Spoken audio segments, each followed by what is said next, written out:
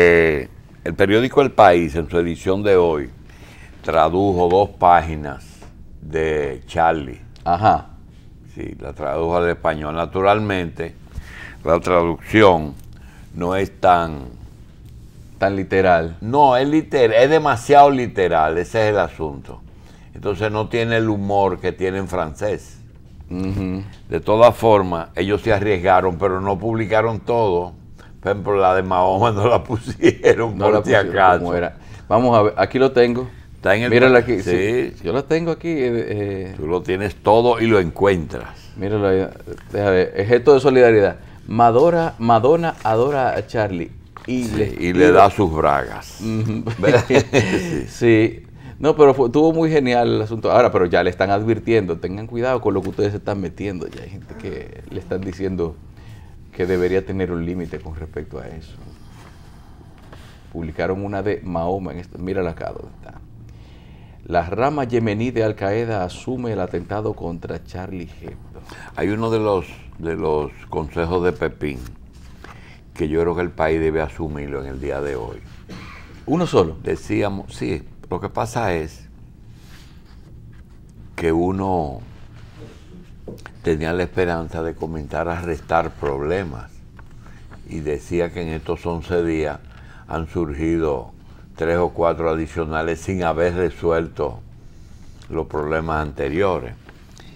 Y uno de los consejos de Pepín es analizar día a día los errores ajenos y los propios. Oye,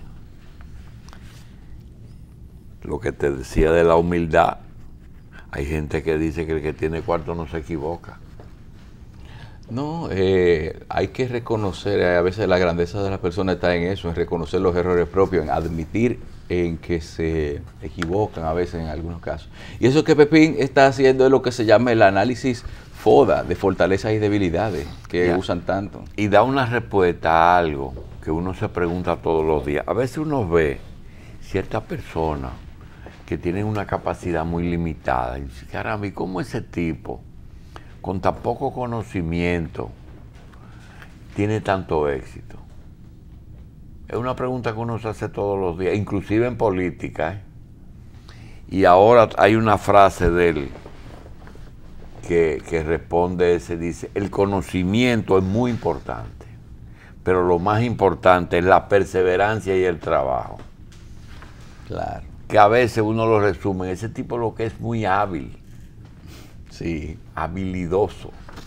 Pero nosotros tenemos muchísimos casos en la política de gente con muchísimo conocimiento, gente que son unos teóricos, que no llegaron, pero a la hora de aplicar la práctica ya se vuelven toda la izquierda dominicana lo que hizo fue tener una visión ideal de cómo debería ser un Estado. Pero no trabajaron y mucho menos fueron perseverantes, porque hay gente que trabaja pero es muy disoluto, pero ni trabajaban ni eran perseverantes.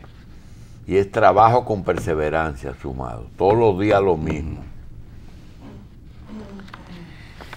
Bien, en el día de hoy nosotros tenemos que nos trae la prensa el tema de la visita. El presidente regresó anoche tarde de Puerto Rico, estuvo con su homólogo, ¿verdad? Ay, usted insiste, doctor. Yo insisto. Bueno, que aunque en la práctica parezca, guardemos la forma, doctor, porque pero eso es un Estado libre yo te voy a asociado. preguntar, yo quiero ver el texto de esos 11 acuerdos. Eso tiene un valor enorme, y es en un mercado para República Dominicana. Que República Dominicana se convierta en el suplidor de Puerto Rico. Y tiene las condiciones para hacerlo. Está ahí el mercado, está cerquita, tiene transporte, tiene ferry, tiene 90 kilómetros. Lo que tú quieras está ahí. Doctor, yo oigo hablar poco o nada acerca de producción agropecuaria en Puerto Rico. ¿Existe? Y mucho porque tiene una protección enorme. Café,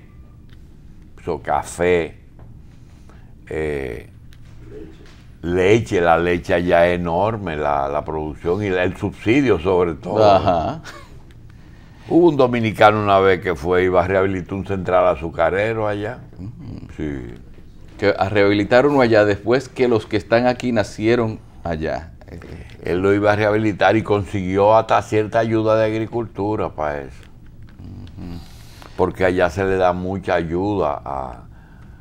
Todo es papá gobierno. Todo es papá gobierno. Puerto Rico, el temor de nosotros es que con la política esta que tiene el gobierno de paternalismo para sus seguidores, ellos tienen 2 millones de personas que tienen que subsidiar, que son sus 2 millones de votos. ¿Verdad? No importa el tipo de gobierno que hagan. 2 millones de votos que están cautivos, con todo lo que decimos todos los días que tiene, ¿verdad? Porque se dice todos los días. Sí. Lo que tienen ahora es que subir 300,000 dominicanos más a subsidiarlo. ¿En qué forma? No sé, pero ellos buscarán la manera. Ahora, doctor, con esa visita de Danilo a Puerto Rico, yo creo que en cierta forma, y no es tanto un elogio a Danilo, Alejandro García Padilla, el gobernador, se beneficia más del conocimiento que Danilo le pueda dar, que quizá, o sea, es recíproco, el conocimiento de cómo se sortea una crisis y de cómo se sigue adelante en un país como es Puerto Rico, que tiene un déficit fiscal enorme que supera por mucho, pero por bastante, el de aquí. Mira, debido a una serie de políticas precisamente, y el presidente Medina se tiene ante sí el espejo de lo que en lo que se convierte una nación luego de tantos y tantos años de Carlos, que se mantuviera... Me parece que tienes un problema de visión. Es que tú estás viendo a Puerto Rico como un país. Puerto Rico no es un país. Puerto Rico es un pueblo desde el punto de vista de cultura, de idioma, pero ni es nación ni es país. Entonces tú lo estás viendo, nosotros no tenemos, además tú tienes que conocer la cultura de ellos. ¿Tú sabes cómo nos ven a nosotros ellos? ¿Cómo nos ven? ¿Cómo ellos no tienen nada que aprender de Danilo, ni ellos consideran que deben aprender nada. Ellos nos ven a nosotros como nosotros vemos los haitianos. Félix de Sena y yo sabemos bien cómo piensa el puertorriqueño del haitiano, fíjate, del dominicano. Fíjate que ellos no exponen públicamente su manera de pensar de nosotros. Esa migración que hay, que van y ellos subrepticiamente nos dan trabajo, es por el problema del precio, porque ellos dejaron eso. Si el gobierno los mantiene a todos, ¿para qué van a trabajar? ¿Tú te imaginas un puertorriqueño cortando caña? No. ¿O un puertorriqueño recorriendo café? ¿Ordeñando una vaca? Ellos no ordeñan porque ya tienen todo mecanizado. Pero el gobierno es que le mantiene todo. Ahí no se respira nada. No es de que el 90%.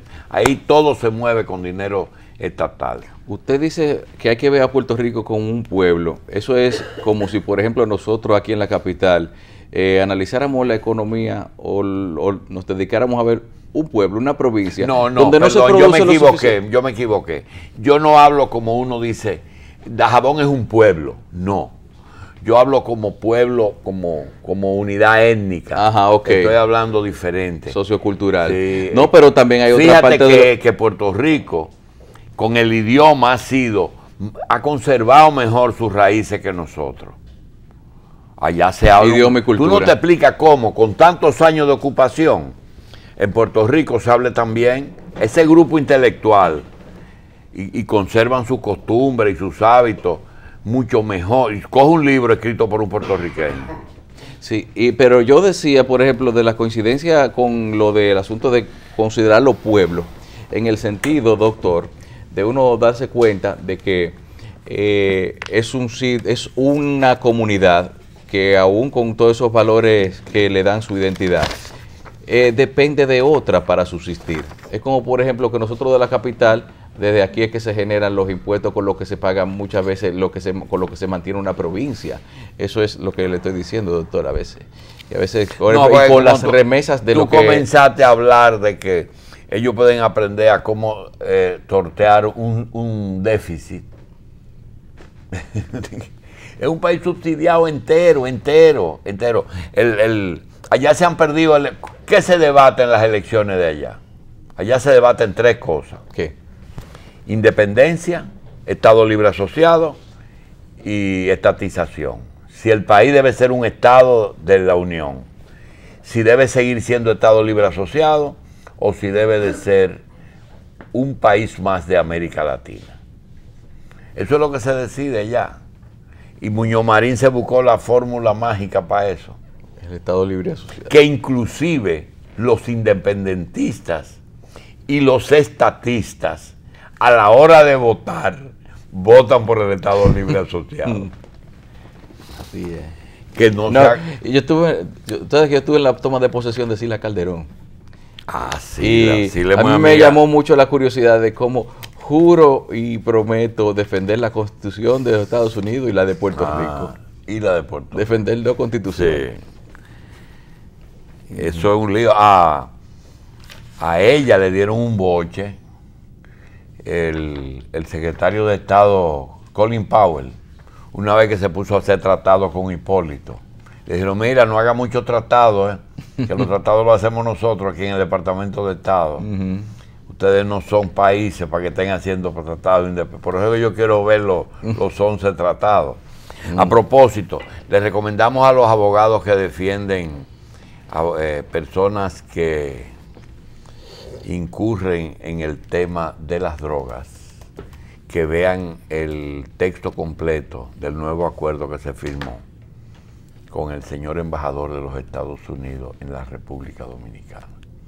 Que tú sabes que él, entre pajarería y pajarería, hace tratados, sí, y hay que ver, y ese tratado lo hace el gobierno de Estados Unidos a través de él. Pero en lo que él tiene su perrito y le pone Clinton y le pone Carter y le pone...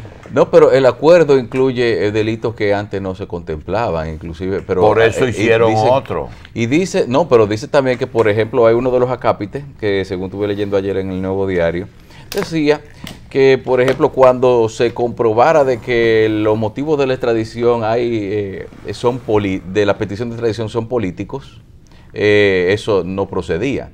Y también que en las cuestiones de delitos cometidos por militares y también por otras cosas, tampoco procedía asuntos así. Bien. Sí.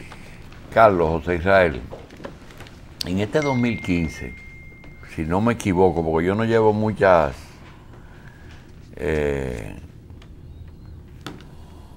cuentas de fechas, pero tengo entendido que en este 2015 nosotros vamos a tener 30 años de por lo menos tener un programa formal en televisión, que fue Síntesis, en Teleantillas. Fue el año en que Corripio le compró a Orne, ¿fue? A Orne. Y él no tenía programación y nos vendió una hora ahí de 1 a 2. Lo decimos porque en el transcurso del tiempo luego conseguimos Revista 110, que comenzamos en el Canal 4. Y a través de esos 30 años, nosotros hemos tenido muchos compañeros o coproductores. Es bueno que se sepa que todas esas personas que han trabajado con nosotros no lo han hecho bajo condiciones de empleo o de trabajo. No se han beneficiado en lo económico absoluto, ni siquiera de un salario pequeño. Son amigos que han querido estar con uno, pero estoy hablando desde Cabito Gotró, Consuelo Despradel, Cristino del Castillo, Marcela Rositer, Jacqueline Morel, don Emilio Lapallés, lo dije, Altagracia Salazar, José Israel Cuello, Federico Enríquez Grateró, el mismo Félix de Sena, Consuelo, es decir, esa gente pasaron, y cuando ellos entendieron que tenían que hacer sus programas, se fueron y lo hicieron. Lo digo porque en estos días José nos ha dado una asistencia extraordinaria, que para nosotros tener como colaborador, como invitado, como amigo aquí a José, es un orgullo, porque decíamos que Félix de Sena en deporte, el doctor Hanna en medicina y José Israel en política y economía. Yo creo que nadie cuenta con colaboradores y amigos de esa calidad aquí en este país.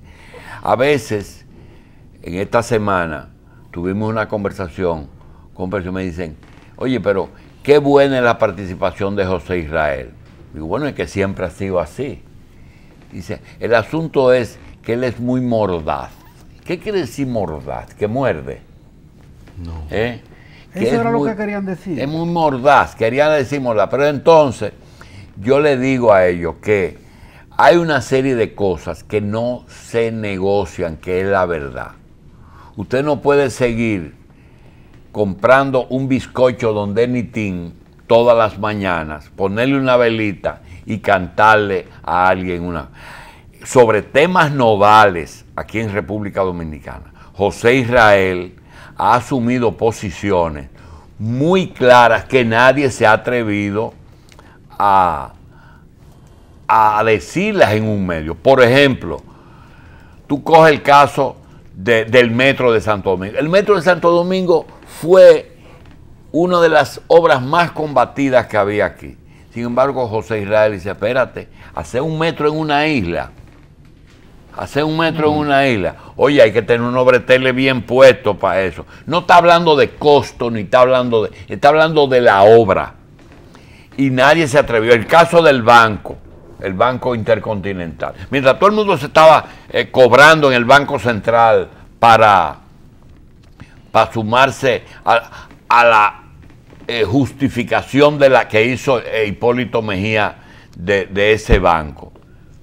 José fijó posiciones muy claras sobre lo que es usar los depósitos de los ahorrantes en beneficio propio y lo que es un banco de desarrollo.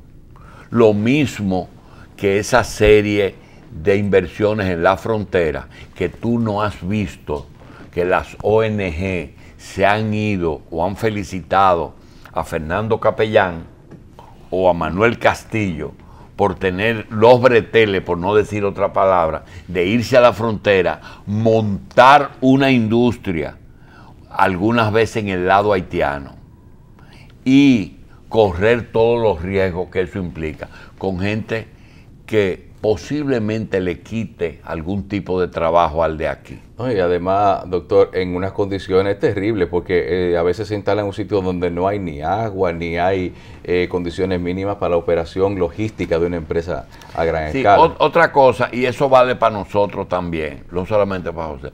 Resulta que nosotros no estamos buscando votos aquí. Nosotros no, ¿verdad? Nosotros no estamos buscando votos. Cada vez que vamos a decir una cosa, no pensamos de que qué es conveniente para obtener votos en las próximas elecciones. Hay gente que...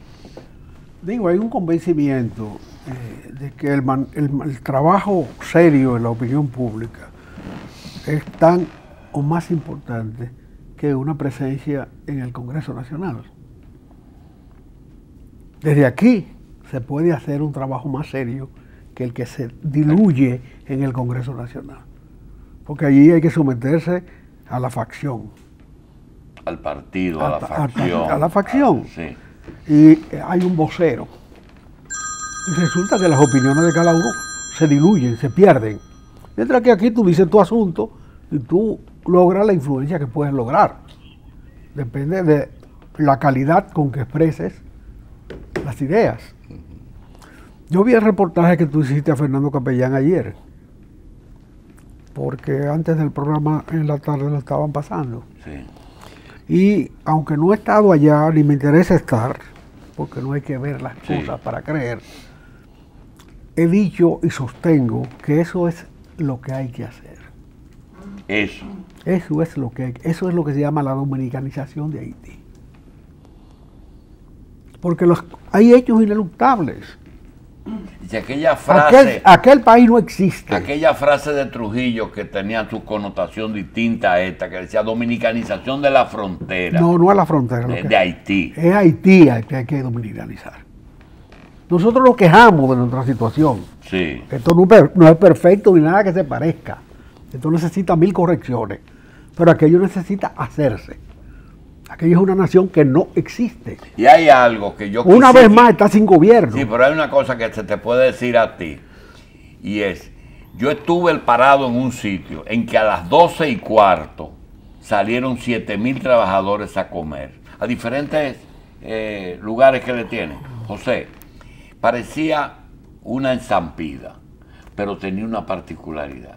José, todos olían bien.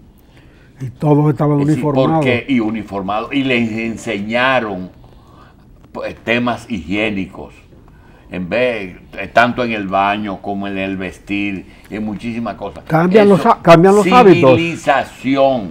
Civilización. El problema es que Haití no queda en la Patagonia.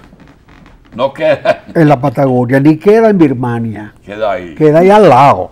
Y eso opera sobre la República Dominicana como nosotros debiéramos operar sobre ellos. Es un pulso. Si se dominicaniza Haití o si se haitianiza la República Dominicana. Probablemente eso no termina en valores absolutos. Pero el pulso se está echando. Se está echando en la vida, no en la palabra. El pulso se está echando. Ese es el pulso ganado. Cuando tú ves los barrios marginados dominicanos llenos de haitianos que introducen sus costumbres aquí, es el pleito que se está perdiendo. Sí. Sí, cuando tú encuentras a alguien evacuándose en la calle. Sí, ese es un pleito que se está perdiendo. Sí. Ahora, cuando tú ves en Haití los obreros de la construcción que se han formado aquí, porque la escuela del obrero de la construcción, esa es la construcción. Entonces eso es independiente a relaciones de gobierno a gobierno. Por supuesto, es una relación de pueblos. Los gobiernos no tienen cabeza para hacer nada.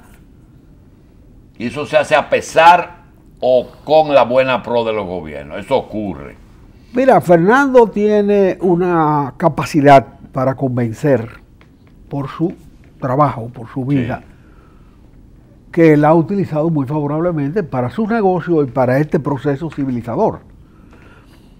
Yo no soy de los que voy a decir, ni creo, que Fernando Capellán hace eso por patriotismo ni nada de eso. No, es Él sencillamente necesitaba lograr los beneficios de producir en Haití, porque las reglas de origen que se establecen en el acuerdo de libre comercio con los Estados Unidos no le permitían producir aquí.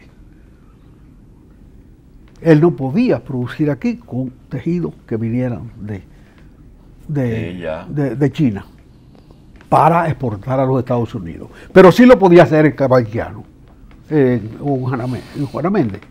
Y se instaló allá. Hay un componente. Y entonces ha creado una situación. Que yo no sé qué lectura tú le das. Y es que en la confección, que tú sabes que hay parte tecnológica y hay parte manual, lo mismo ocurre con la gente que está en Elías Piña con los aguacates. Hay la producción de la plantita que se hace en San José de Ocoa y se siembra en Calimete, y Fernando produce la parte del corte, tecnológica, patrones, tendencia de moda, etcétera, en Santiago. Entonces lleva el producto a terminarlo y a elaborarlo en Cabo Haitiano. Es decir, también integra la... No, y parte del tejido tubular se está haciendo en Bonao. Sí, también, porque ellos por traen una empresa americana. Ellos traen el hilo. La empresa americana más grande de tejido tubular. Sí, está ahí. Está en Bonao. Saralí. Sí, era Saralí. Ahora tiene otro nombre, pero es donde estaba Saralí. Sí, exacto. Bueno, el asunto es que ese es el proceso que hay que llevar. No es un problema de llevarse el mundo por delante, ni de dejarse agobiar por una situación. Simplemente hay que enfrentarlo. O sea, el tema del metro que yo mencioné, ahora mismo el que habla de que el metro es innecesario, posiblemente lo lapiden. Que vaya y lo diga en la puerta de los miles que están metidos en el metro de Estados. ¿Verdad? O que le digan en Villamella a la gente que van para Robert Reed, Sí. que es una obra. Ahora este gobierno, termine o no termine, parece que va a disponer los dos segmentos que faltan, los Alcarrizos y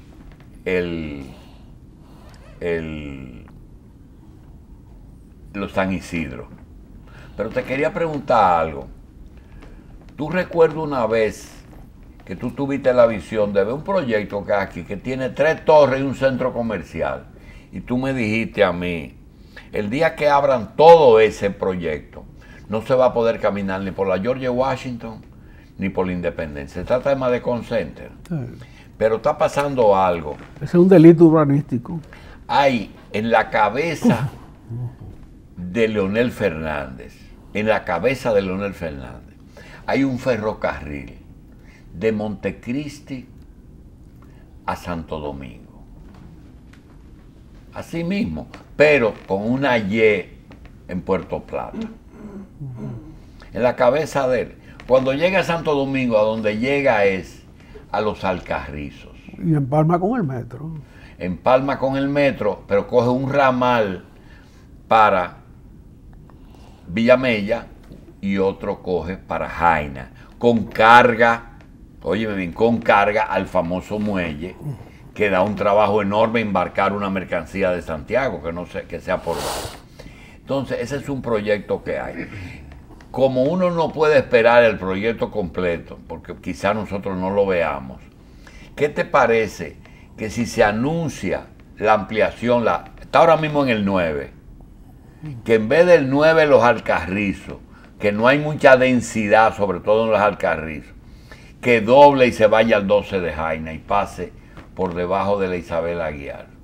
El metro. Sí, Eso es una posibilidad. porque ahí hay más gente que... Sí, y se vaya a Jaina por ahí, eso es una posibilidad. en vez de hacer lo que está haciendo Héctor Ten y Alba Sánchez, No, con pero la esa es circunvalación la circunvalación de automóviles, de de vehículos. automóviles y de camiones. Aquí hay un pulso muy viejo desde el principio del siglo XX entre la gran empresa que significa el ferrocarril y la pequeña empresa que significa el carro. Y hasta ahora el pulso lo ha ganado El carro. el carro y la guaguita. Hasta ahora lo ha ganado. Pero es costoso el ferrocarril. La inversión es grande, pero los resultados son mayores. Caminando por la autovía del Este, pensaba, digo, pero esta inversión tan brutal, con un ferrocarril se hubiese resuelto. Y no tuviera tú esta brutalidad de inversión que lo que le da una plusvalía enorme a los terrenos de Central Romana, Sí. y que no están pagando Plusvalía. como tiene que pagar cualquier canalito de riego que se haga una cuota aparte, ni tampoco lo paga a través de impuestos a la renta. Debe pagar cuota aparte. No debe pagar cuota aparte, pero deben actualizar los valores de la tierra en la contabilidad y en consecuencia pagar renta. Impuestos, sí. Eso es elemental. Pero ellos no van a declarar eso. Como O sea, ya ellos hace rato que debieron registrar en la contabilidad el aumento del precio de la tierra. el aumento del precio de la tierra, porque es un activo. Sí. Pero eso le va a dar una ganancia brutal. Y sobre esa ganancia hay que pagar impuestos. Entonces eso lo dejan ahí. No hay que hacer ley de cuota ¿Y aparte. tú entendías que un ferrocarril, Pero- que existe la vía férrea? Eso es lo grande, que ahí existía la vía férrea, existe. No, y existe, en Bien. Romana de San Pedro todavía queda todo. Un De ferro- Boca Chica a San Pedro todavía hay ferrocarril. Sí, no, eso pudo hacerse, pero ya se hizo la autovía. Y lo grande es que la están llevando a Miches. Ya está en Miches, La autopista. la autopista. A Ubero Alto. Óyeme, para que caminen 2 o 3 carros de vez en cuando. Y en los fines de semana larga, 5 o 6. Oye, por favor. Y darle esa plusvalía brutal a la Central Romana. ¿Tú sabes en cuánto vendió el Central Romana? Lo que hoy es Capcana, uno de los En proyectos 30 mejores. millones de dólares. Bueno, Lo yo- vendió yo- en 30 millones. yo creía que era un poquito menos. No, fue en menos. Sí. 20 te gusta. 10. Ah, Y fue para cuadrar una contabilidad. y lo prestó un banco. Y lo le prestó- pagaron de una vez a De ese. una vez le pagaron a Central. Pero una operación entre miembros del Consejo del Banco. Sí. ¿Eh?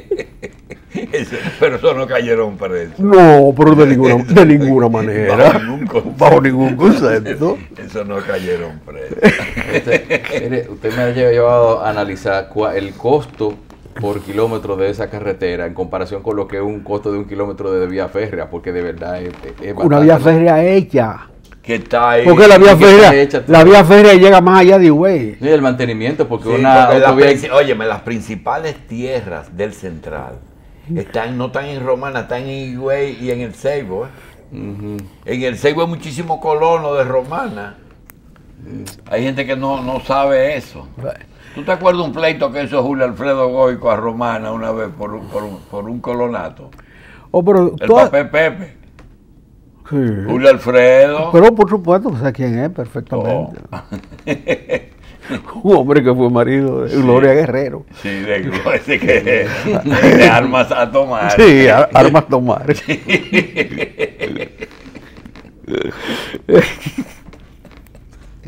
Ese doctor, eso califica para lo que estamos hablando esta mañana de Sí, los apellidos. Los hombres que deberían llevar del apellido de Guerrero. No, pero ahí los dos eran dos toleteros. No, Gloria. eran cuartos bandes los dos. Bueno, el tema del metro, lo que hizo Leonel, fue un acto de valentía, ¿verdad? Oh, pero un desafío. Y no hubiese podido resolver nada del transporte de la ciudad, porque no lo iban a dejar hacerlo por arriba de la tierra. No es un problema de costo, Y ¿eh? no es más barato hacer una UAS allá en Villamella. Sí, claro que sí. Hacer una UAS en Villamella y darle un carro a cada profesor salía más barato que el metro. Y no era más barato también caerle a palo a cada chofer de que estuviera haciendo desorden en la ruta. Tú le puedes dar Lo que tú le pasa es puedes dar que palo a hubo dos o tres gente, división. pero no a tanta Lo gente. primero que debieron hacer fue este-oeste y no norte a sur. Pero eso fue un problema que ya se resolvió.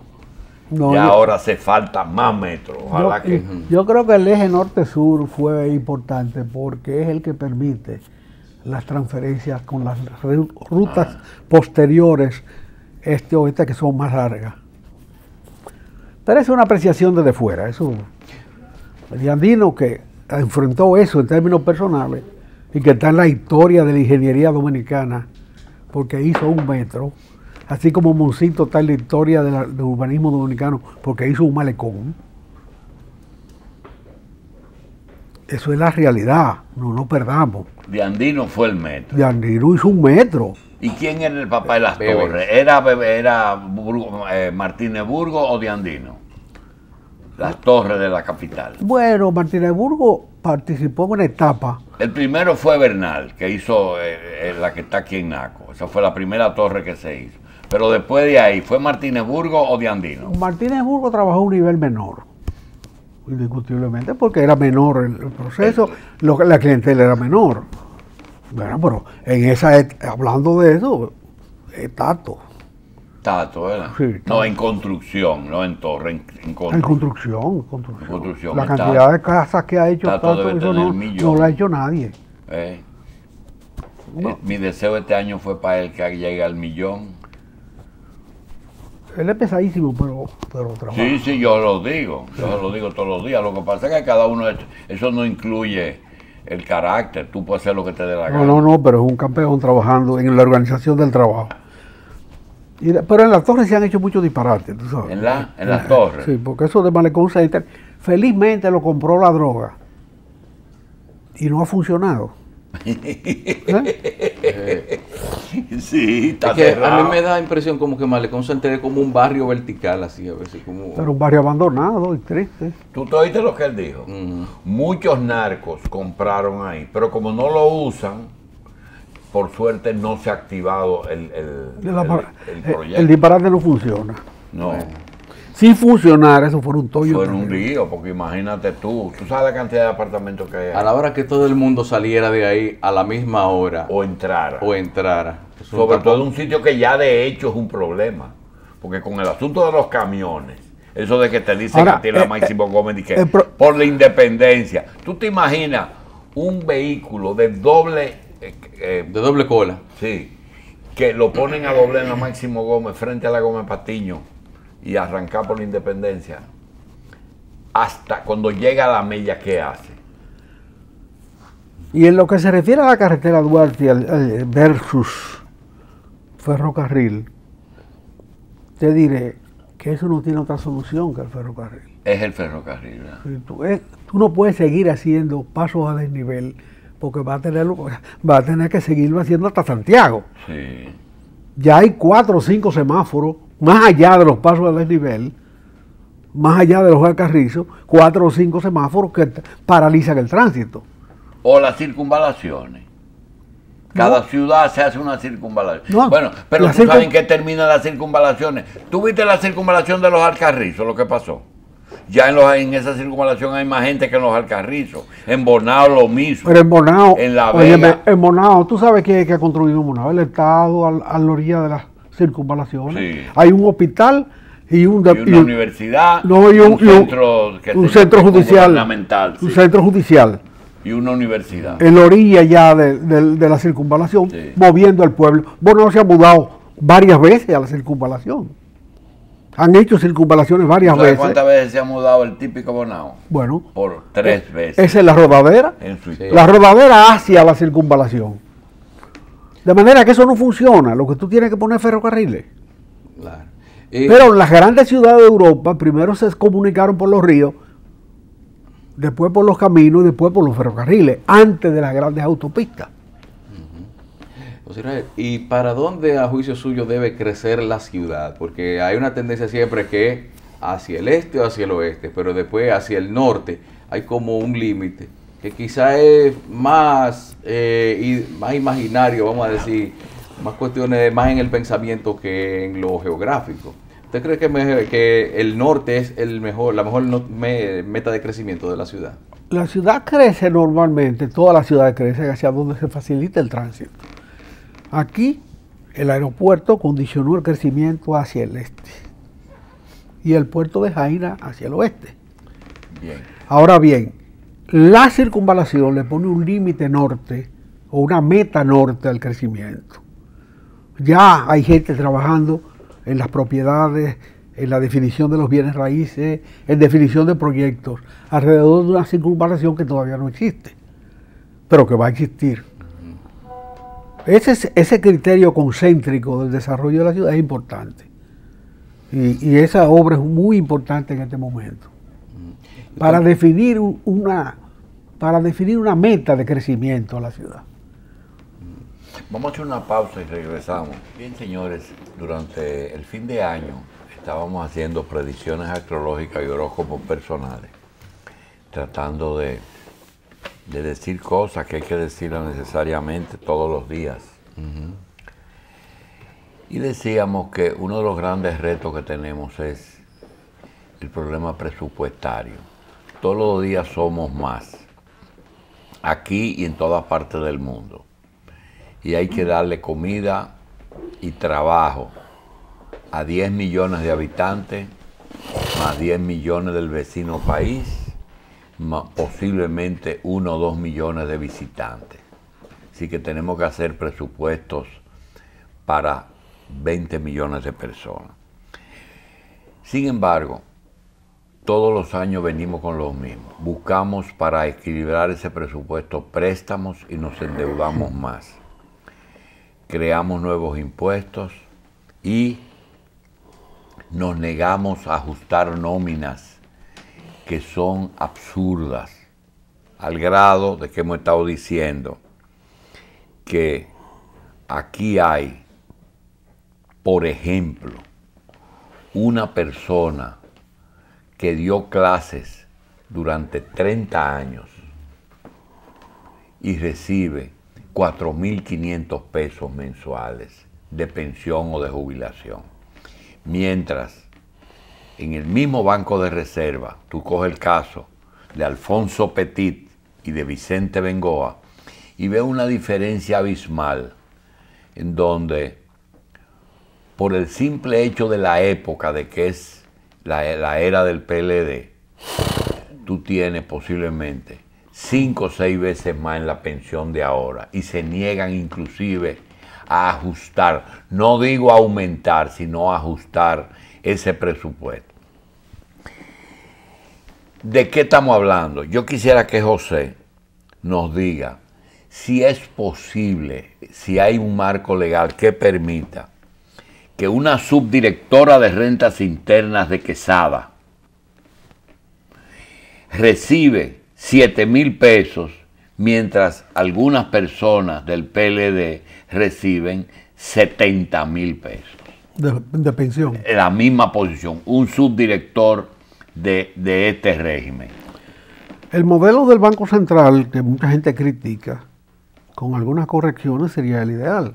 En el Banco Central se actualizan las pensiones. El modelo. Sí. ¿Qué se hacen?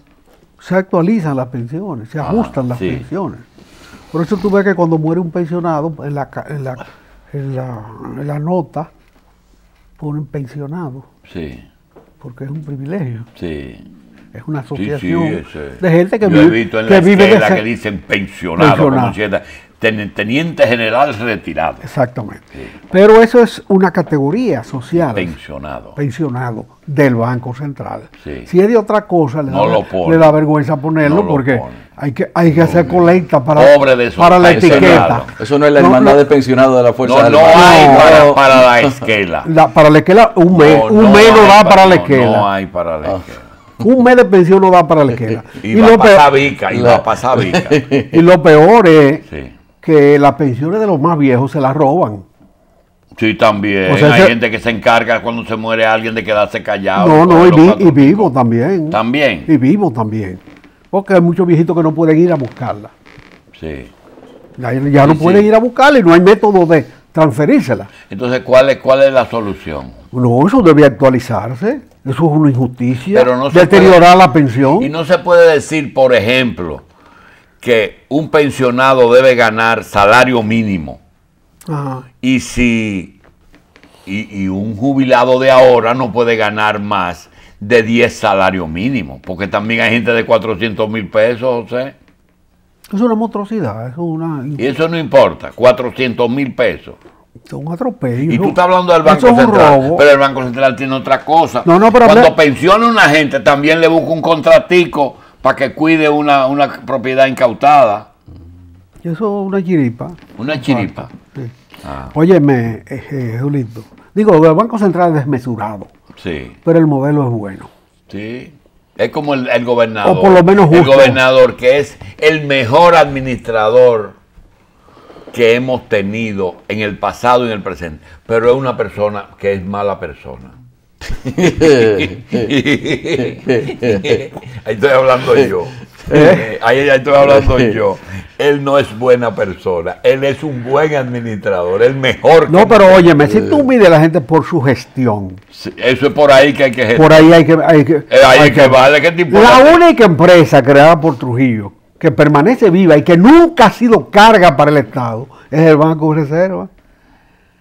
Y el gran mérito de eso está en Petit, que Sí. la administró en el periodo peligrosísimo Sí, en que se En que subsidiaba va- toda en- la empresa privada. en que Balaguer Sí. repartió los bienes dejados por Trujillo a través de la dilapidación. Yo le llamo ¿cómo se llama? Cuando la carcoma se Sí, come las sí. cosas, ¿verdad? Usted, escúchame.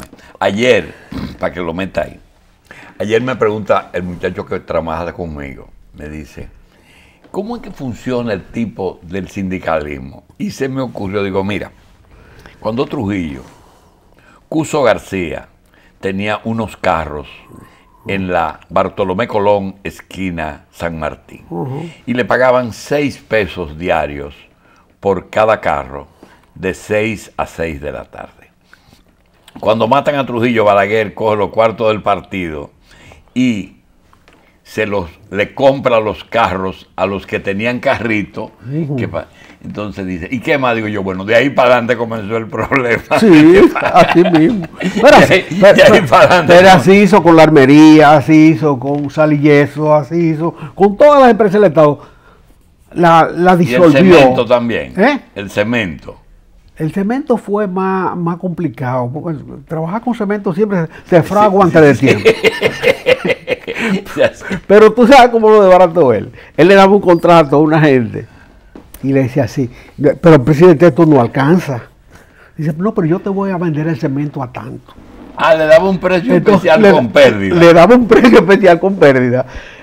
Pero ¿qué pasa? El cemento había que venderlo por los costos justos. Y por ahí se comenzaron a meter gente. Cemento a peso. Sí, comenzaron a... La fábrica de cemento tenía que vender más caro de lo que normalmente tenía que vender. Sí, si no tiene que subsidiarle las obras del Estado a Balaguer. Pero Balaguer manejaba la economía como pulpería. Sí. Ahí esta fundita tiene los cuartos del ajo, esta tiene el petit salé, esta tiene los fósforos y así se maneja. Pero a veces le hacía trampa una fundita a otra. Sí.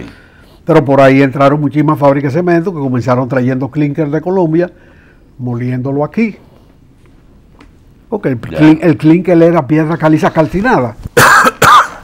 Eso es el clinker. Sí. Entonces tú lo mueles y eso es cemento. Ya es cemento. Sí. Bueno, eso comenzaron así y hay 10 fábricas de cemento. Ahora se beneficiaron enormemente durante mucho tiempo porque vendían a un precio mucho más alto de sus costos sobre la base de la pérdida que acumulaba el otro. Bien. Y un día desapareció la fábrica de cemento. Hubo unos tontos que compraron de que la marca Colón. Entonces, y después hasta se la quitaron. Tú estás de acuerdo con la indexación del Banco Central, pero la indexación de los jubilados debe hacerse. No con los suntuosos. Y además tomar en cuenta los méritos de la gente. Porque los méritos de Petit son más altos que los de Bengoa. Mientras Petit mantuvo vivo el Banco Reserva, aunque al final cometió un disparate de financiarle la campaña a doña Emma a través de la lotería con 5 millones de pesos. Sí. Que Balaguer montó en cólera cuando le llevaron el expediente y le dijo a Pérez Reyes, o me completa los 5 millones antes del 16 de agosto o te voy a meter preso. Y canceló a Petit. Sí. Ahí fue que se fue y pusieron a Periche. Ahí fue que se fue. No, sí. A Periche no. Sí. Bueno. A Periche. Pero se fue Petit. El asunto es que Canela vino mientras después. Tanto Bengoa prácticamente disolvió el banco. Sí. Bengoa hizo unas barbaridades ahí. Pero eso no se cae, eso se calla porque... Pero eso era por orden superior. No, él tenía iniciativa. Mira, el banco ahora con este muchacho está muy bien. No, y un profesional. Sí. Un profesional está muy bien. Que sabe contabilidad. Otra cosa. Porque una cosa es banco y otra es contabilidad. Una cosa que yo te quería plantear. Ya hablamos del presupuesto. El tema de cómo van las cosas. El sábado pasado yo fui a Cabo Haitiano a ver la fábrica.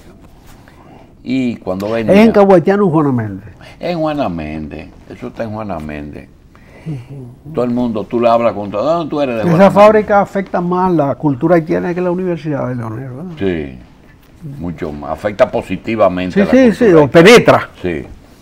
Hay una cosa. Cuando yo vine por tierra, me paré a comer ahí en Jacaranda. Me dice alguien, ¿de dónde tú vienes? La misma pendejada de cuando uno se encuentra con alguien. Dice, ¿tú sabes por qué hay tanto haitiano aquí en el país? Digo, ¿por qué? Dice, por la política del PLD. Aquí la gente no quiere trabajar. Aquí tiene que haber como 2,5 millones de dominicanos que en alguna forma tienen sus problemas resueltos con el gobierno.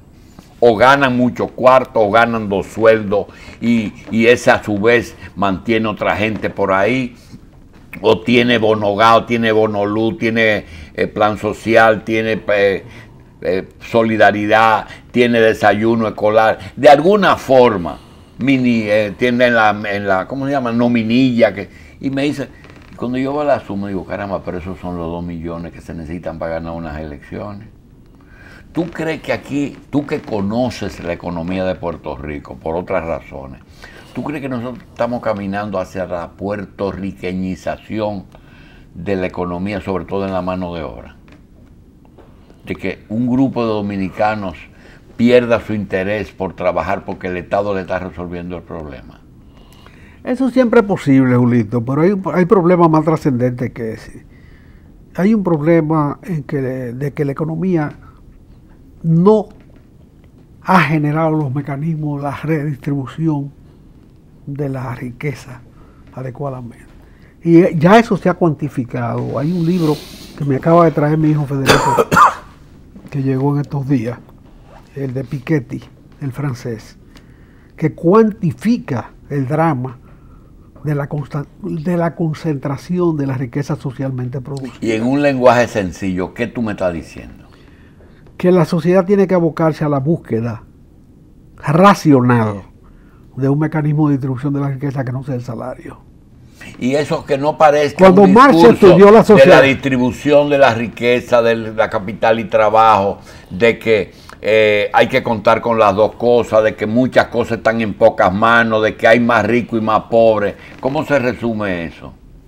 no, lo que Piketty cuantifica en su libro es el hecho concreto de que a través de los siglos del desarrollo del capitalismo, de los 2 siglos y pico, la riqueza socialmente producida se concentra de una manera desmesurada.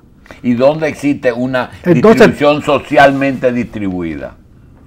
En los países nórdicos. En los países nórdicos hay una distribución. Y hay grandes empresas en los países nórdicos. Pero la Volvo es una fábrica que existe en un país que tiene menos habitantes que nosotros. Y Suecia es más chiquito que nosotros en cuanto a habitantes. 8 millones. Y Finlandia también. Sí.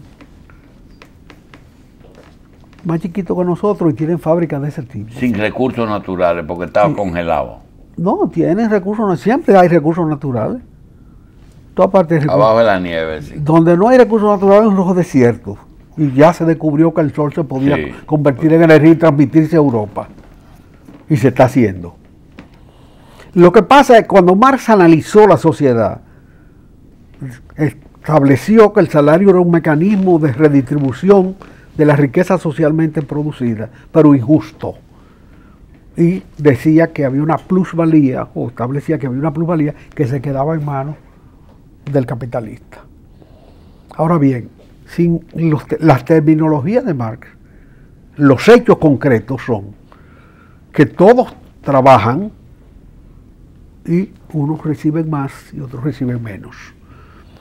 Pero ahora hay un problema de automatización y de no solamente automatización, sino además de electrificación, de robotización, que permite concebir una sociedad con menos mano de obra. Cada vez con menos mano de obra y con más rendimiento. Ahora, cuando tú tengas todas las fábricas mecanizadas, ¿a quién tú le vas a vender productos si nadie cobra? O abortamos la gente y matamos gente y se acabó el problema. Esas son las fórmulas absurdas. Sí, pero es una fórmula. Pero también es absurdo lo que se ha hecho aquí y lo que se ha hecho en Puerto Rico. ¿Qué cosa? De poner la comida en la boca a la gente. A ese grupete de gente. A tanta gente sin hacer nada. Además de que podían hacer porque cosas. El desayuno escolar se explica en sí mismo. Va, eso está bien. Eso está bien. Sí, y la doble tanda también. No, la doble tanda es necesaria. Ojalá hubiera 3 tandas. Sí, pero solidaridad se justifica. Se explica, pero no se justifica. O es de contrapeso para tú poder hacer otra reforma y callar a esa gente para que no se revolteen. Y puedes envilecerla también. Y puedes manejarla políticamente también. Y está pasando eso. Pero claro que está pasando. Aunque sea una cantidad pequeñita de lo que da No es solidaridad. pequeñita ya. No es pequeñita porque tú sumas. Porque es un padre de familia. No, porque tú Cuando tú a una familia le das pero es que tú sumas tarjeta de solidaridad, bono gas, bono luz, bono van. desayuno, comedores económicos. Comedores económicos. Tú sumas y tú puedes estar sin hacer nada. Tú puedes estar sin hacer nada. Pero suma también cárceles y hospitales y cuarteles militares. Ahí se da comida y la comida y se da atención médica. En el caso de las cárceles, una de las primeras leyes del Consejo de Estado fue eliminar el trabajo de mano de obra, sí, forzado. El trabajo forzado. Eso en términos humanos era correcto, pero en términos sociales incorrecto. Tener un individuo en un almacén de presos, tirado, hablando disparate y fanfarroneando todo el tiempo, es crear una escuela de delincuencia adicional. Porque de ahí se aprende más de lo que se aprendía en el ejercicio delincuencial de la calle. Ahí se salen más delincuentes. Tú sales con un PhD de ahí. Tú haces tu licenciatura en la calle, tu aprendizaje, pero donde se... Y volviendo a se hablar, eleva el grado el en la empresariado dominicano en cierta área ha entendido eso. Es decir, cuando ellos ejercen, ellos saben que ellos son administradores de riqueza o lo que están es... El empresariado dominicano ha tenido aciertos puntuales, para decirlo con una palabra, en algunas cosas de ellos mismos, en el desarrollo de sus propias actividades. Pero en el desarrollo social es un apagafuego. Cuando hay crisis, ellos se reúnen y hablan de ciertas cosas, pero después el resto es defender sus intereses, más nada. Pero trascendencia de pensamiento, la trascendencia que tuvo el Grupo de Santiago cuando creó la Acción Pro Desarrollo de Santiago. ¿Y quién fue el autor de esas 4 o 5 grandes instituciones de Santiago que no fueron por generación espontánea? La Zona Franca, el ISA, la universidad, el Banco Popular, todas esas cosas que se crearon. ¿Quién era el hombre que se sentaba y le decía Pastoriza, para allá, a Bermúdez? Mira, esto es lo que va. No, espérate. Ahí hubo 2 talentos fundamentales. Sí. Que fueron Jimmy Pastoriza y Payá. Payá de la farmacia, de la farmacia normal. Sí. Jimmy Pastoriza. Ese no es de Augusto Payá sucesores, ¿verdad? No. Ese es el de la farmacia. Que estaba en la farmacia normal. Sí. Bueno, esos fueron las 2 cabezas de ese proceso y naturalmente agruparon al empresariado de la época. Interesante. ¿Esos no eran personas inmensamente ricas? Yo pienso que don Jimmy cometió un error al final, no. Cuando llevó a su cuñado a la presidencia de la República, A García Godoy, se hizo emitir una ley a la medida para crear las sociedades financieras. ya. Y eso no fue correcto de parte de él.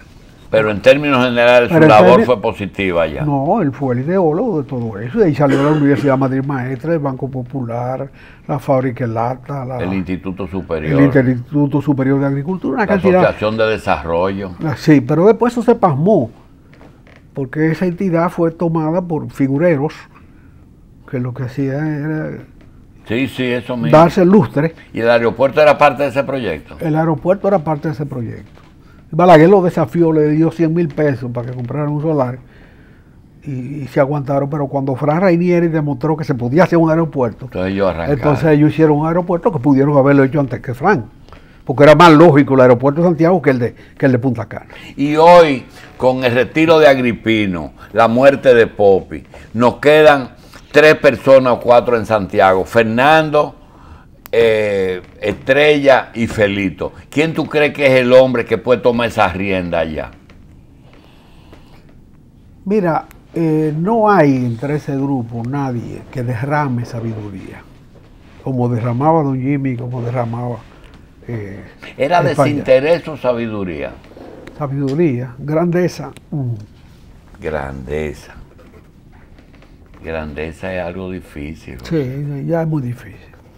Ya es muy difícil. Hay gente que no entiende ni siquiera la grandeza de los otros. Sí. Ayer yo tuve... Y cree que cuando se le proponen cosas es para hacer lo que ellos hacen, negocitos. Sí. Y no entienden lo que no le conviene. No, lo que no entienden lo que no le va a dar dinero a ellos directamente, no lo entienden.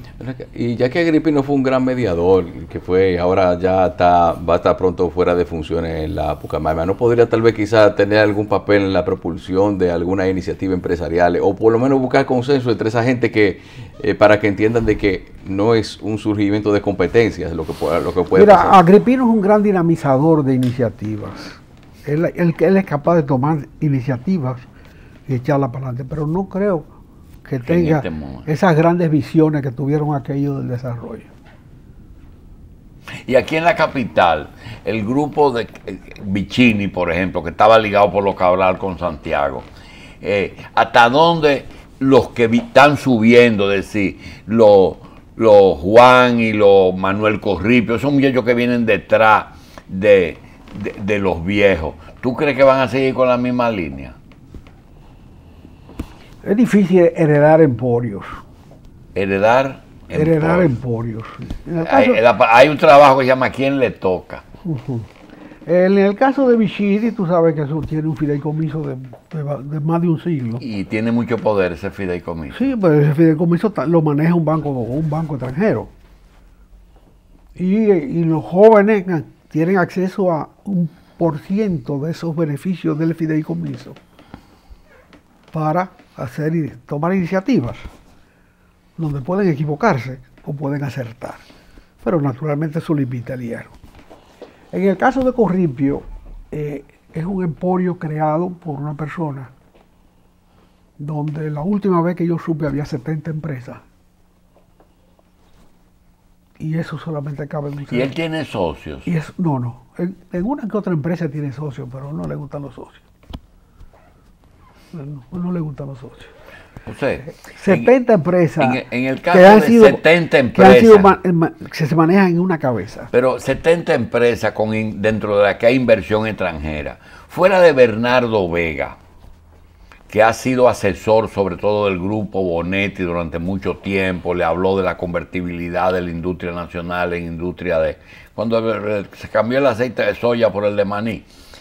Fuera de Bernardo, ¿quién es el economista de esa gente? El que le dice por ahí que deben ir. No, ¿o es el mismo Pepín que decide? Esa cabeza es la que... No, Pepín, sus empresas las maneja Pepín. Él maneja más de 70 empresas. Lo maneja.